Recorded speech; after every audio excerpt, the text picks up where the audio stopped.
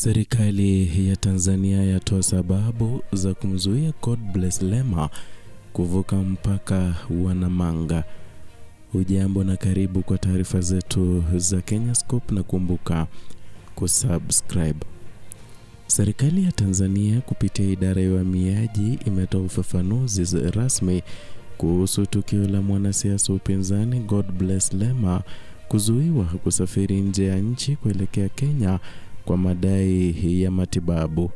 Lema ambaye ni mwanachama wa chama cha Chadema alikamatwa katika kituo cha mpaka cha Namanga mnamo Ijumaa Juni tarehe 6 mwaka huu na kulazimika kurejea Arusha baada ya hati yake ya kusafiria kushikiliwa.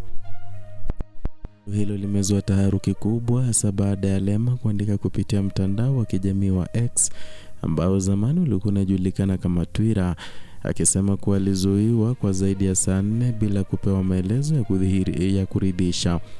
Hali hii imeibua mjadala mpana kuhusu haki za kisiasa na uhuru wa kusafiri kwa viongozi wa upinzani nchini Tanzania. Hata hivyo, idara ya uhamiaji imepuuza madai ya Lema ikisisitiza kuwa hatua hiyo haikuwa ya kisiasa bali ni sehemu ya taratibu za kawaida zinazochukuliwa endapo kuna sababu za kuhoji raia yeyote anayejaribu kusafiri nje ya nchi. Msemaji mkuu wa idara hiyo Paul J. Msele alieleza kuwa Lema alielekezwa kuripoti katika makao makuu ya uhamiaji kwa mahojiano zaidi, akiongeza kuwa hakuna lengo la kukandamiza viongozi wa upinzani kama inavyodaiwa mitandaoni.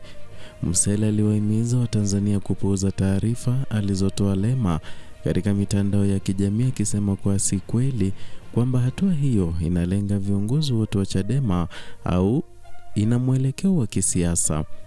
Kwa upande wake, Lema amesisitiza kuwa amekuwa mhanga wa ukiukwaji wa haki za binadamu, akidai kutopatiwa sababu halali ya kuzuiwa kusafiri.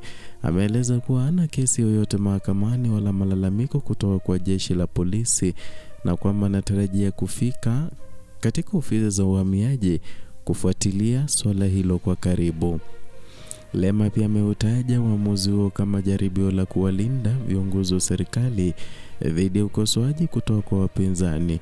Ameitaka serikali kuacha kutumia taasisi za usalama kama nyenzo za kukandamiza wale wenye mtazamo tofauti na mamlaka iliyopo. Na tukio hili linakuja wakati ambapo Tanzania inazidi kukosolewa na mashirika ya kimataifa kuhusu hali ya kidemokrasia na haki za binadamu. Wiki hii Marekani ilitoa wito wa kufanyika kwa uchaguzi wa kina kuhusu madai ya utekaji nyara na vilevile ukatili dhidi ya wanaharakati wa haki za kiraia kutoka nchini Kenya na Uganda waliodai kunyanyaswa na maafisa wa usalama wa Tanzania kabla ya kutupwa katika mipaka ya mataifa yao. Na kwa mujibu wa wachambuzi wa siasa na haki za kiraia, matukio haya yanaonyesha changamoto zinazowakumba wanasiasa wa upinzani katika kufanikisha shughuli zao za kisiasa, huku serikali ikituhumiwa kutumia vyombo vya dola kudhibiti harakati za kisiasa na kijamii. Serikali ya Tanzania inakabiliwa na shinikizo la kuhakikisha inaheshimu haki za msingi na raia wake, ikiwa ni pamoja na uhuru wa kusafiri na kujieleza bila hofu ya kudhibitiwa au kuteswa kwa sababu ya itikadi zao za kisiasa.